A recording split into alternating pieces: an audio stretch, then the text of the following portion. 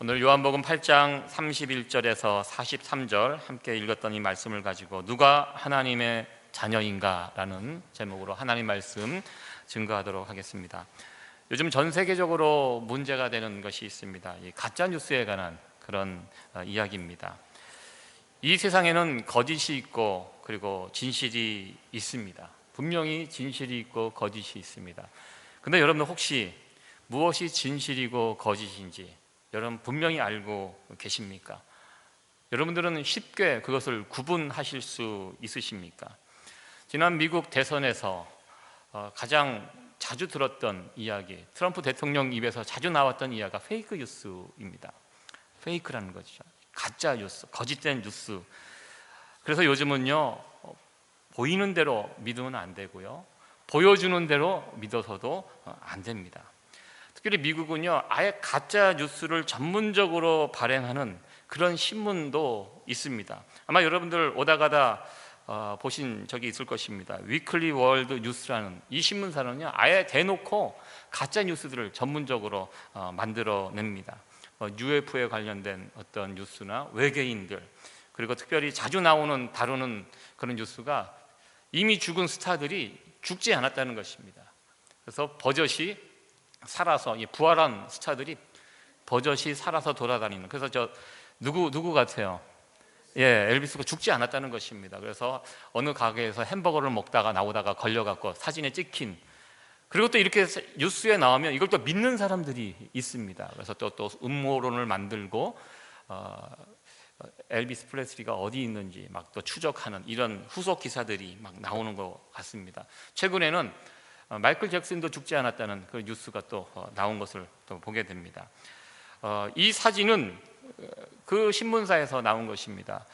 지금 우주 공간에 허블 만환경이라는 것이 떠 있습니다. 멀리 있는 우주 천체를 만환경을 통해서 지금 그 사진들을 찍고 있는데요, 그 작업을 하는 가운데 저 멀리 떨어져 있는 어떤 이런 그림을 발견했는데, 이게 천국이라는 것입니다. 허블 만환경이 잡아낸 천국의 모습이라는 이 사진이 이 신문 기사에 실렸습니다. 그리고 이 신문 기사는 작년인가요, 한국의 전라북도 전주에 있는 기독교 신문사에서 이 사진을 가지고 이것이 천국을, 드디어 현대과학이 천국을 발견했다라는 또 뉴스로 신문 기사에 실었던 적이 있습니다. 여러분들 이 사진 보신 적 있으십니까? 여러분들도 실제로 그렇게 믿고 계십니까? 사실 이 미국에 있는 이 위클리 월드 뉴스라는 것은 가짜 뉴스만을 전문적으로 다루는 그런 신문사인데요, 한국에 계신 분들은 미국의 뉴스라고, 미국에서 나온 뉴스라고 사실인 것으로 믿고 이것을 또 받아서 그대로 적었던 그런 웃지 못할 해프닝이 있던 것을 보게 됩니다. 어떻게 하면 요즘 정보의 홍수 시대에 살고 있는데요, 우리가 접하는 정보들이 진짜인지 가짜인지 구별할 수 있을까? 이것에 대해서 니만 저널리즘 연구소에서 가짜 뉴스 판별법이라는 그것을 알려주었습니다. 좀 생각하기에도 좀 이상한 어떤 소식들을 접할 때는 요 기준으로 나름대로 판단을 하라는 것입니다. 세 가지를 알려줬습니다. 이것을 통해서 가짜 뉴스, 진짜 뉴스를 어느 정도 구별해 보라고 미국의 니만 저널리즘 연구소에서 알려준 그 내용입니다. 첫 번째, 어떤 종류의 콘텐츠인지 확인하라는 것입니다. 이것이 내가 지금 들은 정보가 뉴스인지, 아니면 누군가의 의견인지, 아니면 누군가 지어낸 재밌는 이야기인지. 어떤 분들은요, 누가 지어낸 재밌는 이야기를 마치 뉴스처럼 받아들이는 사람들이 있다는 것입니다. 그래서 내가 들은 그 소식이 이것이 뉴스인지, 어느 한 사람의 주장인지, 아니면 꾸며낸 재미있는 유머스러운 이야기인지, 이렇게 먼저 그것을 구분하라는 것입니다. 그리고 두 번째 중요한 건 출처가 어디 있는지, 공신력이 있는 곳에서 이 뉴스가 나온 것인지 확인해 보라는 것입니다. 검증되지 않은 많은 곳에서 많은 이야기들이 옵니다. 마치 그것이 뉴스죠. 요즘 1인 유튜브 시대입니다. TV 화면에서 딱 보면요, 똑같습니다. 한 사람이 방송국을 만들어서 이야기하는 거나 공신력 있는 방송에서 화면을 쏘는 거나 우리가 보는 화면은 똑같습니다. 그렇기 때문에 내가 보는 그것이 공신력 있는 인정받은 그런 방송에서 내가 보는 것인지 먼저 그것을 출처가 어딘지 먼저 그것을 확인하라는 것이고요. 그리고 내가 이 접한 이 정보를 내가 믿게 되었을 때 누가 가장 이득을 보는가, 이 부분도 생각을 해보라는 것입니다. 이 세 가지를 주의해서 우리가 정보를 접하게 된다면 우리가 접하는 이런 소식들이 진짜인지 가짜인지 어느 정도 구별할 수 있다, 이렇게 알려주었습니다. 여러분들도 한번 참고해 보시기 바랍니다. 제가 오늘 이 진짜 가짜 구별에 대한 말씀을 드렸는데요. 왜 이 말씀을 드리냐면 오늘 다룰 이 본문의 말씀이 이와 연결이 되어 있기 때문입니다. 우리 예수님 종교 지도자라고 이 요한복음 8장의 내용이 바로 그런 내용입니다. 진짜와 가짜에 대한 논쟁이 붙었습니다. 누가 진짜인가? 누가 진짜 하나님의 자녀들인가? 이 부분에 대해서 그 당시 종교 지도자라고 예수님이 아주 열띤 논쟁이 붙었습니다. 요한복음 8장은 가늠하다 현장에 붙잡힌 여인의 이야기가 앞부분에 나옵니다. 그 부분이 가로로 이렇게 되어 있는, 성경을 보시면 자세히 보시면 가로로 되어 있어요. 가로로 되어 있다는 것은 어느 사본에는 있고 없고 이 이야기가 실제로 있었는지 없었는지 확신하지 못할 때 가로로 이렇게 해 놓습니다.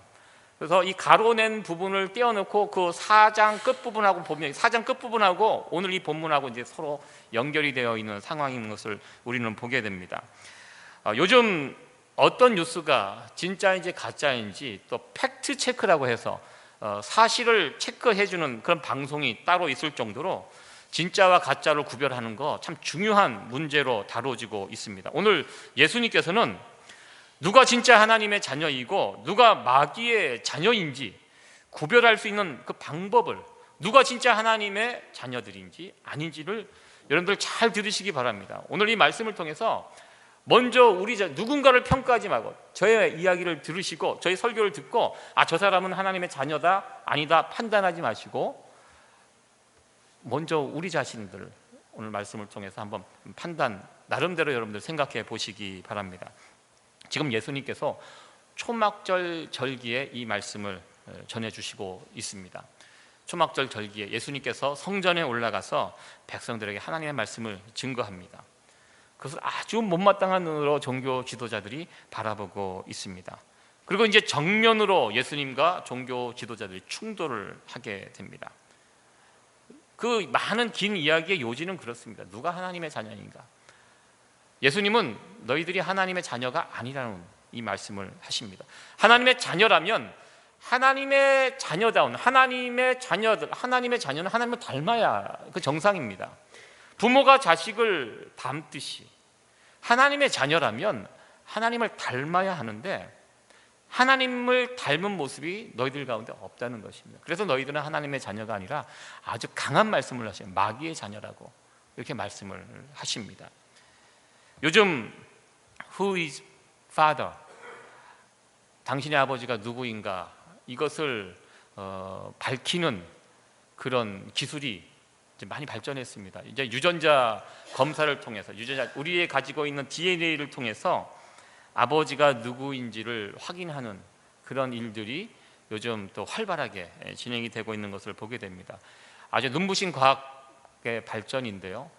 이제 20년, 30년 전에 일어났던 그 사건도 현장에 DNA만 있으면 범인을 잡아내는 그런 시절에 우리가 살아가고 있습니다. 미국 방송 가운데 그런 방송이 있어요. 아버지를 찾아주는 방송입니다. 뭐 훈훈하고 가슴 따뜻한 방송은 아니에요. 막장 방송입니다. 낮에 제가 오래전에 이렇게 미국 채널을 돌리다가 막 사람들끼리 모여갖고 막 열띤 토론을 하는 그런 방송을 본 적이 있어요. 정확하게 제가 다 이해는 못했지만 그런 내용입니다. 미혼모인 엄마가 나와서 이 아이의 아버지를 찾는 그런 프로입니다. 그래서 이 미혼모가 아버지라고 추측이 되는 사람을 지목을 하고 그 아버지는 나와서 나는 이 아이의 아버지가 아니라고 나름대로 자기가 막 방어하고 변호하고 이 사람이 아버지가 틀림없이 맞다고 막 그 말 자체가 굉장히 막장 드라마입니다. 막 서로 막 싸우고 그러면 그 마지막에 누군가 봉투를 하나 가져와요. 거기 보면 그 DNA 검사한 것이 나옵니다. 그래서 사회자가 그것을 읽어줍니다. 당신은 이 아이의 아버지가 맞습니다. 그러면은 이제 남자는 쓰러지죠. 머리를 쥐어잡고 이제 쓰러지고, 당신은 이 아이의 아버지가 아닙니다. 그러면 반대편에 이제 여자가 쓰러지고, 하여튼 뭐 이게 뭐 엉터리 같은 방송입니다. 예, 그래서 지금 미국 사회가 어떻게 되어 있는지 또 보여주는 그런 모습이기도 합니다. 예, 과학의 발달로 우리의 DNA를 조사하면 정확하게 누가 누구의 아버지인지 알 수 있습니다. 어쩌면 오늘 예수님께서 이 말씀하신 것은 영적 DNA에 대해, 누가 하나님의 자녀인가, 영적 DNA에 대해서 우리에게 소개를 해주고 있습니다. 누가 하나님의 자녀이고 누가 마귀의 자녀인지. 하나님의 자녀라면 이러이러한 모습이 있어야 된다. 이것이 있다면 하나님의 자녀이고, 이런 모습이 없다면 더 이상 하나님의 자녀가 아니라는 것입니다. 오늘 이 말씀을 통해서 여러분들 다 하나님의 자녀이시죠? 네, 확신하고 계시죠? 네. 다시 한번 이 말씀을 통해서 내가 하나님의 자녀 맞구나, 이렇게 확신하는 시간이 됐으면 좋겠고요. 혹시 내 모습 가운데 이런 모습이 없다면 여러분들 즉각 회개하시고 예수님의 이름을 부르시면 됩니다. 하나님의 자녀가 되는 거 어려운 거 아닙니다. 오늘 이 말씀을 통해서 먼저 우리의 모습들을 돌아볼 수 있기를 원합니다. 하나님의 자녀라는 첫 번째 증거가 있습니다. 첫 번째 증거는 하나님의 자녀들은요, 예수님을 믿는다는 것입니다. 단순한 것 같지만 여기에 참 깊은 뜻이 있다는 것입니다. 31절, 32절 말씀 같이 한번 읽어보도록 하겠습니다. 시작. 그러므로 예수께서 자기를 믿는 유대인들에게 이르시되 너희가 내 말에 거하면 참 내 제자가 되고, 진리를 알지니 진리가 너희를 자유케 하리라. 아멘. 진리를 알지니 진리가 너희를 자유케 하리라. 참 유명한 말씀입니다. 제가 예전에 신학교 다닐 때, 대학 다닐 때 저희들 교훈은 따로 있지만 이 말씀이 큰 바위에 새겨져서 오다가다 늘 볼 수 있는 그 말씀이었습니다. 진리를 알지니 진리가 너희를 자유케 하리라. 얼마나 멋있는 말씀입니까? 젊은이들이 좋아하는 단어가 다 들어있습니다. 진리, 자유. 이 성경 구절을 보면서 가슴이 뛰었던 그 시절이 있었는데요. 그런데요, 점점 신학교에서 생활하면서 이것이 헷갈리다. 진리, 자유, 이 단순한 단어가 아니라는 것을 제가 알게 되었습니다. 저는 진리가 무엇인가, 여기서 나오는 진리가 그건 단순히 진실, 팩트, 옳은 것, 바른 것, 이것을 이제 진리라고 생각을 했는데요. 오늘 성경 말씀에 의하면 진리가 그것이 아니라는 것입니다. 진리는요, 예수님하고 연결이 되어 있습니다. 31절 말씀, 예수께서 자기를 믿는 유대인들에게 이르시되 너희가 내 말에 거하면 참 내 제자가 되고, 예수님의 말씀에 거하는 것, 예수님의 제자가 되는 것, 이것이 진리 가운데 걸어가는 것이라는 것입니다. 31절 말씀하고 연결을 시켜야 돼요. 32절 말씀 가지고는 오로지 이 말씀 이해하지 못합니다. 왜냐하면 각자 생각하는 진리가 다 있거든요. 각자 생각하는 진리를 붙잡고 마음대로 소리 지르고 자유롭게 사는 사람들이 얼마나 많이 있습니까? 진리 가지고 자유롭게 산다, 이 말씀 가지고는 안 돼요. 31절 말씀하고 연결시켜야 됩니다. 이 진리가 누구입니까? 예수님입니다. 예수님 안에 살아가는 사람, 그 말씀 가운데 거하는 자가 진리 가운데 살아가는 자고요, 그 진리를 붙잡을 때 참된 자유를 누릴 수 있다는 것입니다. 우리가 붙드는 진리는요, 반드시 예수님하고 연결이 되어 있어야 한다는 것입니다. 여러분들은 매일매일 쏟아지는 이 뉴스, 이런저런 소식 가운데 무엇이 진실이고 무엇이 진리이고 거짓인지 제가 처음 시작할 때 이거 구분하기 참 쉽지 않다고 제가 말씀을 드렸습니다. 우리가 이 복잡하고 혼란스러운 세상 속에서 이 진리 가운데 살아갈 수 있는 것, 예수님을 붙잡는 방법 외에는 없다는 것입니다. 예수님의 말씀 안에 거하는 것 외에는 다른 방법이 없다는 것입니다. 여러분들 세상의 진실을 찾는데 너무 많은 에너지를 쏟지 마시기 바랍니다. 어제 한국에서 큰 일이 있었습니다. 아마 여러분들 뉴스를 통해서 다 들어보셨을 것입니다. 또 한국에 수많은 사람들이 모였습니다. 뉴스를 보면요, 어느 곳에서는 200만 명이 모였다 그러고 어느 뉴스에서는 10만 명이 모였다고 이야기합니다. 200만 명과 10만 명, 엄청난 차이입니다. 사람들이 바라보는 시각이 그만큼 차이가 나 있다는 것입니다. 진실이 무엇입니까? 저는요, 진실은 찾을 수 없다고 저는 생각합니다. 10만 명과 200만 명 사이 어디쯤 진실이 있을 것입니다. 근데 많은 사람들이요, 그 진실을 찾기 위해서 너무나 많은 에너지를 쏟고 있어요. 우리가 살아본 경험이 있습니다. 이 세상에서 진실을 찾는 건 불가능합니다. 사람들이 다 생각이 달라요. 자기가 보고 싶은 것들이 있습니다. 그걸 통해서 진실을 세우고 그걸 붙잡고 살아가는 것은, 그 세상의 진실을 통해서는 우리는 참된 자유를 누릴 수 없다는 것입니다. 우리는요, 예수님 말씀 안에 거할 때만 참된 자유를 누리면서 살아갈 수 있는 존재라는 것입니다. 예수님께서 이 말씀을요, 초막절 절기에 주셨습니다. 이 초막절이 어떤 날입니까? 이스라엘 백성들이 광야에서 40년 동안 살아갈 때, 초막을 짓고 살아갈 때 살기 힘든 그 환경 속에서 하나님께서 먹여주시고 입혀주시고 살게 해주셨습니다. 그 은혜, 그 광야 40년 동안 이스라엘 백성들이 다듬어졌고요, 이스라엘 백성 정체성이 거기서 만들어졌습니다. 아브라함의 자손, 그리고 광야에서 모세의 인도에 따라 40년 동안 그 천막에 살면서 거기에 모여있는 사람들이 누굽니까? 하나님의 자녀라는 것입니다. 구약 백성들은 거기에서 하나님의 자녀로 천막에 살면서, 텐트 안에 살면서 하나님의 자녀의 정체성을 가지게 되었습니다. 예수님께서 초막절에 오셔서 무슨 말씀을 주십니까? 유대인들 자부심이 있어요. 우리 조상들은, 우리 부모님 세대는 그 천막에 살았다는 거예요. 그래서 우리는 하나님의 자녀라는 것입니다. 이게 초막절 절기를 지키는 것입니다. 예수님께서 초막절 절기에 오셔서 무슨 말씀을 주셨습니까? 하나님의 자녀가 되는 것은 천막에 살았다고 하나님의 자녀가 되는 것이 아니라 내 말에 거하는 것, 하나님 말씀 안에 살아가는 사람, 예수님께서 주신 그 말씀을 붙잡고 그 말씀 속에 거하는 자가 하나님의 자녀라고, 그 말씀을 이 초막절에 우리 주님께서 주셨습니다.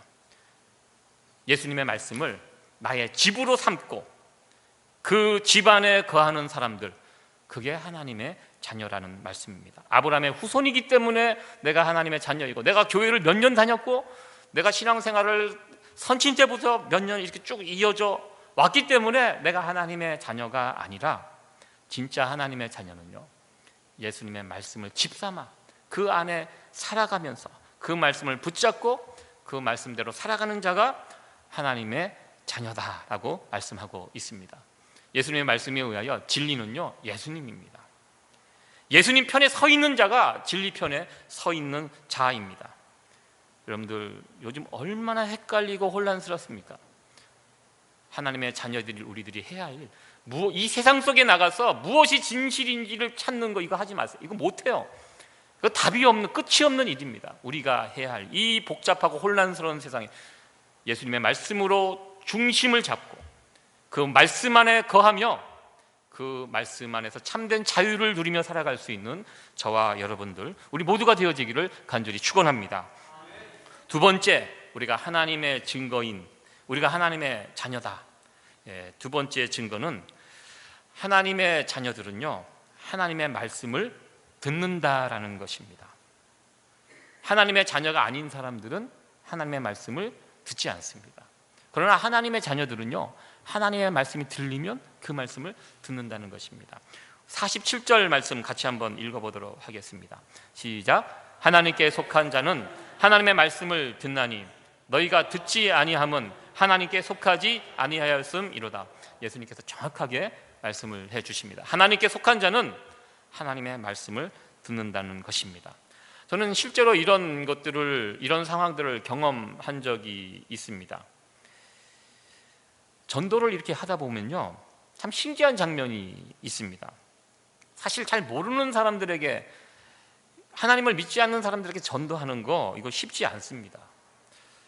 사형리나 어떤 전도 프로 내용을 가지고 막 이렇게 전도를 하다 보면 제 안에 그런 질문이 있어요. 이 사람이 과연 이것을 믿어줄까?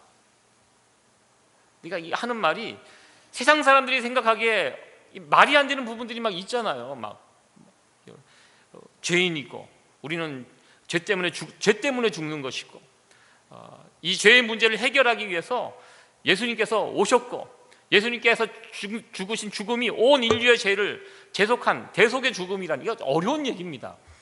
이런 얘기들을 처음 믿는 사람들에게 처음 복음을 접한 사람들에게 이야기할 때 사도 바울의 표현처럼 전도에 미련한 것이라고 했습니다.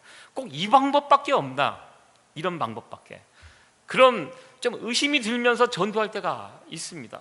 이 방법밖에 없기 때문에 전도에 미련한 것이라고 했기 때문에 사도 바울도 우리가 이렇게 하는데요, 실제로 이렇게 전도하면 아예 처음부터 들으려고 하지 않는 분들이 있어요. 하지 말라고. 나에게는 그런 얘기 하지 말라고. 그리고 어떤 사람들은 듣다가 중간중간에 질문을 합니다. 본인이 생각하기에는 의심이 되고 말이 안 되는 부분들을 질문을 합니다.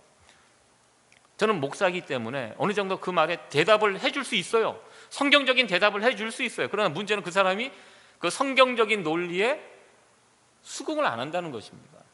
그건 당신들 얘기고 내가 생각하는 상식선에서는 이게 말이 안 된다는 것입니다. 중간중간에 이제 끼어들면서 막 그래서 논쟁이 막 붙고 그러면 이제 또 막 목소리가 서로 높아지고 막 이러면서 막 힘들어할 때가 있었는데, 또 그런데 놀랍게도 어떤 분들은요, 이 복음을 전하면 순순히 받아들여요. 신기하고 놀랄 정도로, 아니 어떻게 이것을 이렇게 쉽게 믿지? 할 정도로 어떤 분들은 그 말씀을 듣는다는 것입니다. 하나님의 자녀는, 오늘 주신 말씀, 하나님의 자녀는요, 하나님의 말씀이 들릴 때 그것을 듣는다는 것입니다. 혹시 오늘 제가 이게 설교를 하고 있는데 제 설교가 안 들린다고 나는 하나님의 자녀가 아닌가 이렇게 미리 판단하지 마시기 바랍니다. 제 설교만 들으면 자꾸 졸린다, 그런 분들은 없는 것 같아요, 아직까지.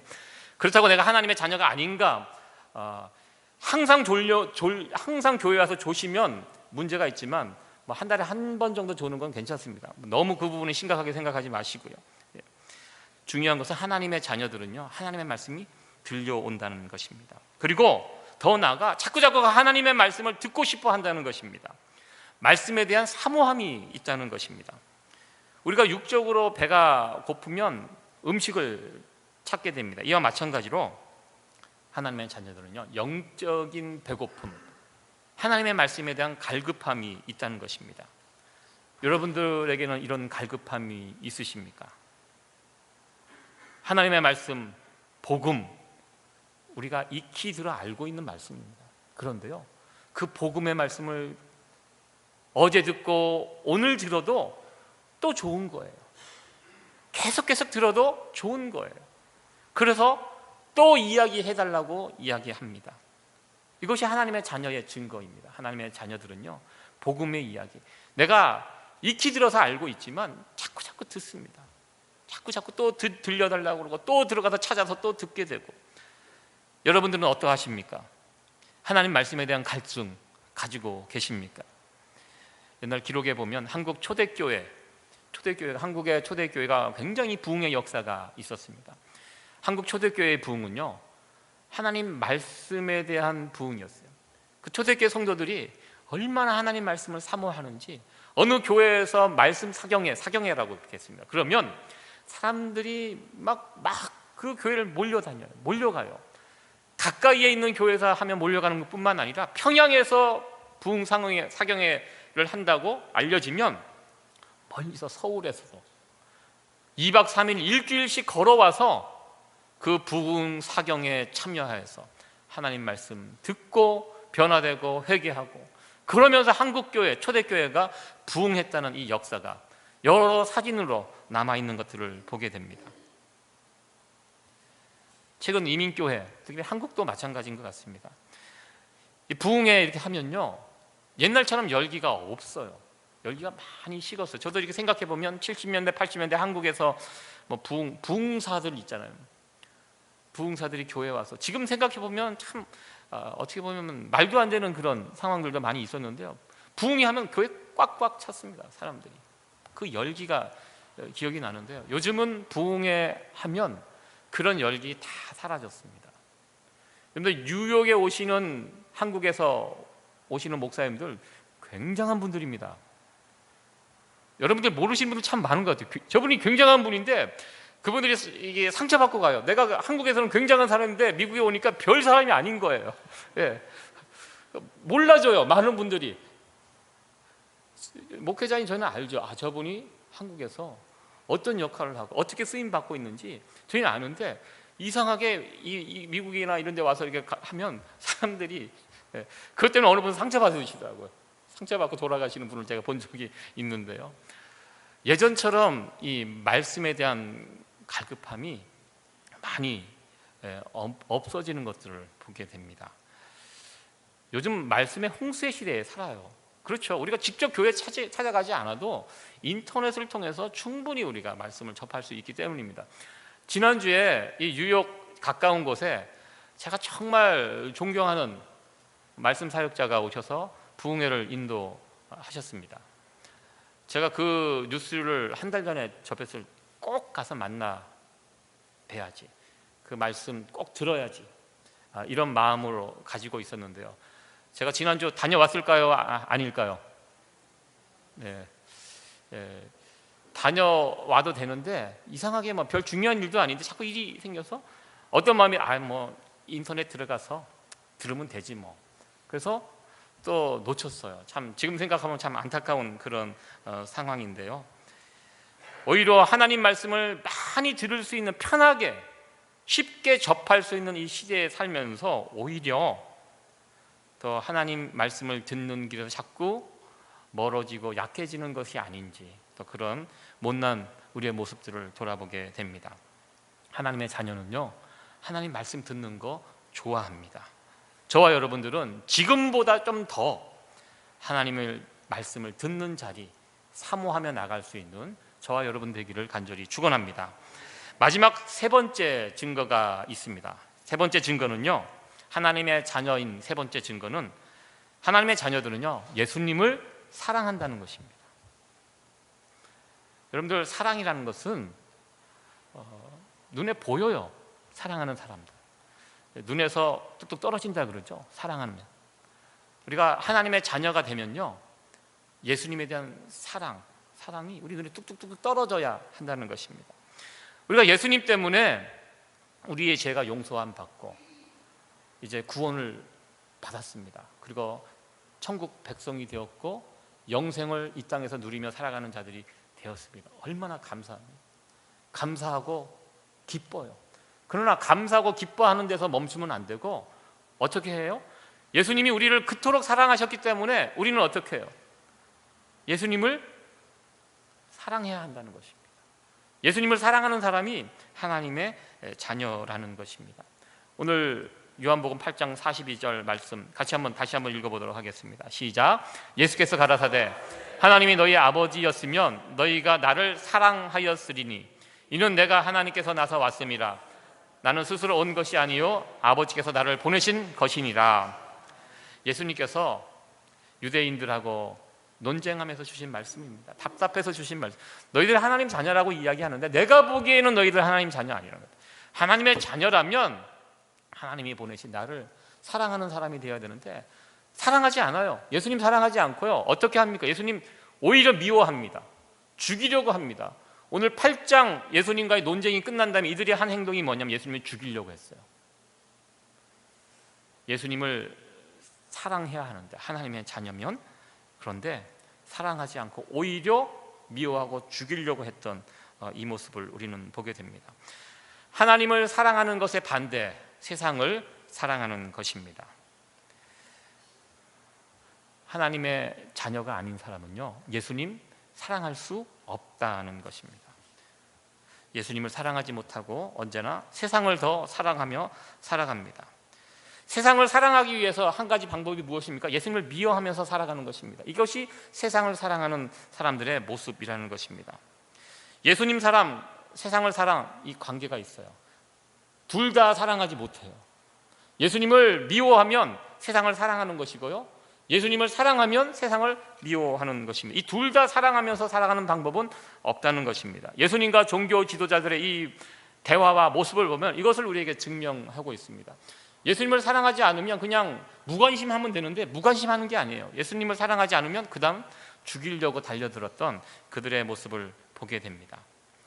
나는 지금 예수님을 얼마나 사랑하면서 살아가고 있는가, 우리의 모습들을 한번 점검해 봤으면 좋겠습니다. 하나님의 자녀들은요, 예수님을 날마다 어제보다 오늘이 더 많이 사랑하면서 살아가는 자들이 하나님의 자녀들이라는 것입니다.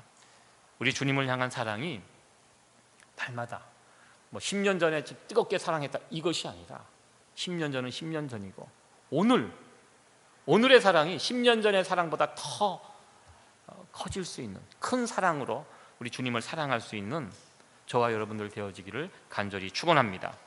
사도 바울은 고린도후서 5장 14절에 고백을 합니다. 그리스도의 사랑이 우리를 강건하시는도다. 여러분들, 사도 바울의 사역의 모습 그려지지 않습니까? 저는 사도 바울이 쓴 성경을 읽어보면 사도 바울의 열정이 눈에 보여요. 복음을 증거하기 위해서 돌아다녔던, 부지런히 1차, 2차, 3차 그 시절 배를 타고 걸어서 다니고 얼마나 많은 지역을 사도 바울이 돌아다녔습니까? 그 많은 지역을 돌아다니는 그 사도 바울의 열정적인 그 모습, 왜 그가 그토록 돌아다니면서 핍박과 박해를 받으면서 돌에 맞으면서 그토록 돌아다녔습니까? 이 땅에 하나님 나라를 세우기 위해서 예수님으로부터 명령을 받았기 때문에, 사명을 받았기 때문에. 그것도 틀린 답은 아닙니다. 그러나 오늘 고린도후서 5장 14절에 주신 말씀, 예수님의 그 사랑이 자기를 강건한다고 이야기합니다. 사랑 때문에, 사랑에 눈 멀어서 사도 바울이 그렇게 돌아다닌 것입니다. 여러분들 지금은 아련한 그 메모리로 여러분 가지고 계셨겠죠. 여러분들 지금의 배우자와 결혼할 때 남자분들 그 사랑의 모습 잊지 않으셨습니까? 내 사랑하는 내 님을 만나기 위해서 그 먼 길을 마다하고 낮에 일하고 잠깐 틈나는 시간에 쫓아가서 1시간, 2시간 쫓아가서 만났던, 여러분들 다 그렇게 해서 결혼하셨죠? 그렇게 해야지 결혼하는 거 아닙니까? 예. 그 열정이, 그 사랑에 눈 멀어서 그렇게 그 사랑이 아니면 못합니다. 어떻게 그렇게 할 수 있습니까? 피곤한데. 우리 남자들 늘 피곤하잖아요. 가만히 있어도 피곤하잖아요. 그 피곤한데 어떻게 그 피곤한 상황에서 그 시간에, 그 저녁 시간에 찾아가서 또 만나고 또 집에 와서 또 편지도 쓰고 또 만나고 전화하고, 이 사랑하기 때문에 가능합니다. 사도 바울이 어떻게 그렇게 사역할 수 있었습니까? 사랑 때문에. 그리스도의 사랑이 자기를 강건한다고 이렇게 고백하고 있습니다. 주님 사랑하는 사람은요, 무슨 일이든지 할 수 있다는 것입니다. 우리에게도 이 사랑이 끊어지지 않게 되기를 간절히 소원합니다. 여러분들 주변에 예수님 잘 믿는 분들 한번 생각해 보시기 바랍니다. 신앙 좋은 분들 계시죠? 그분들의 특징이 무엇입니까? 그분들요, 저도 이렇게 참 예수님 사랑하는 분들이에요. 제가 기억에 남는 분이 있어요. 널싱홈에서 계신 어르신들 예전에 가끔 신방 간 적이 있어요. 연세가 이제 100세까지는 안 되시고 95세에서 100세쯤 되신 여자 어르신이셨는데요. 교회를 가고 싶어도 이제 못 가는 상황이 되신 거예요. 여러분들, 우리도 언젠가는 그런 상황을 맞이할 때가 있어요. 우리가 언제나 팔다리가 건강한 거 아닙니다. 저도 이제 많은 교회 분들 이렇게 오셔서 신앙생활을 하시는 걸 이렇게 보는데 어느 순간부터 교회를 못 오세요. 몸이 약해지셔서 더 이상 교회 출입을 못할 때가 오더라고. 참 그거 보면 서글퍼져요. 야, 우리가 마음껏 내 발로 걸어서 이곳에 와서 예배 드리는 것도 이것도 하나님의 은혜구나. 그리고 어느 때가 되면 이걸 못할 때가 있구나. 그렇게 해서 이제 그 어르신이 그 널싱홈에서 이제 생활을 하십니다. 그분 만나서 이렇게 교제하다 보면 정말 예수님을 향한 순수한 사랑이 그 안에 있는 것을 보게 됩니다. 그 연세 드신 분인데, 우리가 나이 들면 어린애가 된다는 그런, 어떻게 보면 세상에서는 좀 나쁜 의미로 사용되는데, 우리 성경적으로는 참 이게 귀한 말인 것 같아요. 우리가 어린아이가 돼야지 천국을 볼 수 있거든요. 연세가 이제 거의 100세가 되신 어르신인데요, 같이 대화하는 가운데도 예수님 이야기가 나오면 신이 나서, 예수님 이야기만 나오면 행복해 하시고, 그리고 예배 드릴 때 예수님 아주 행복하게 기쁘게 큰 소리로 찬송하시는 그 모습을 이렇게 지켜보면서, 아, 이분 정말 예수님 사랑하는구나, 이분 정말 예수님 사랑하고 계시는구나. 그래서 제가 보면서 목사인 제가 부끄러웠습니다. 왜? 나도 그만큼 예수님을 사랑하면서 살아가고 있는지 제 모습을 돌아볼 수 있었습니다. 저는 여러분들도 예수님 사랑하면서 하루하루 행복하게 사셨으면 참 좋겠습니다. 여러분들 예수님 사랑하시죠? 네, 저도 사랑합니다. 그러나 우리의 사랑이 지금보다 더 깊고 더 뜨거운 그런 모습으로 우리 예수님 사랑하면서 살아갈 수 있게 되기를 기대해 봅니다. 예수님 사랑하는 사람이 하나님의 자녀라고 우리 주님께서 말씀하셨습니다.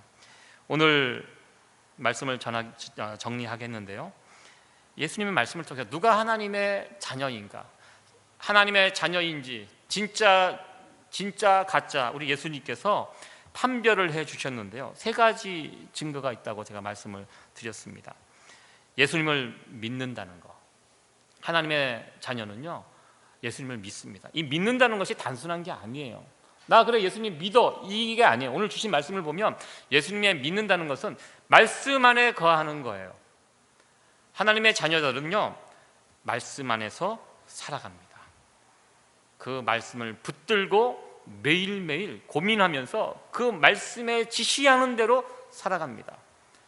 그 말씀이 진리입니다. 예수님이 진리입니다. 이것을 붙잡고 그 안에서 기뻐하며 자유하면서 살아가는 이런 자가 하나님의 자녀라는 것입니다. 그리고 두 번째는 말씀을 듣는다는 것입니다. 어디서 하나님의 말씀이 들려오면 귀를 쫑긋하고 그 말씀에 반응을 한다는 것입니다. 그리고 그 말씀을 사모하면서 살아간다는 것입니다. 이 귀한 모습이 우리 가운데도 있기를 원합니다. 무엇보다도 예수님을 사랑하면서 살아간다는 것입니다. 그 힘으로, 사랑하는, 예수님 사랑하는 그 힘으로 이 광야 같은 이 세상 속에서 예수님 붙들고 기뻐하며 감사하며 자유하며 살아가는, 이것이 하나님의 자녀의 모습이라는 것입니다. 이 하나님의 자녀의 모습이 우리 가운데 날마다 더 선명하고 풍성하게 우리 가운데 나타나야지기를 간절히 축원합니다. 네, 기도하시겠습니다.